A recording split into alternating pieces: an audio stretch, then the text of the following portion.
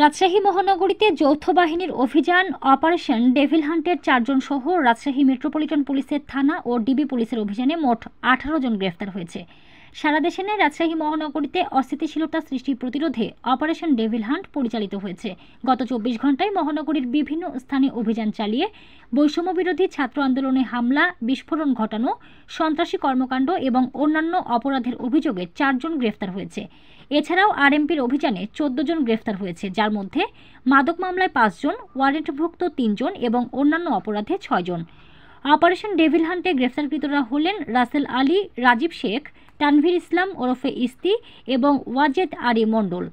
রাসেল আলী রাজশাহী মহানগরীর শাহ মখদুম থানার পবা নতুন পাড়ার আবুল হোসেন ওরফে হোসেন আলীর ছেলে। সে শাহ মখদুম থানার 18 নম্বর ওয়ার্ড যুবলীগের সাবেক জয়েন্ট সেক্রেটারি। আওয়ামী লীগ কর্মী রাজীব শেখ বোয়ালিয়া থানার গৌরহাঙ্গা এলাকার মৃত ইশাহাক শেখের ছেলে।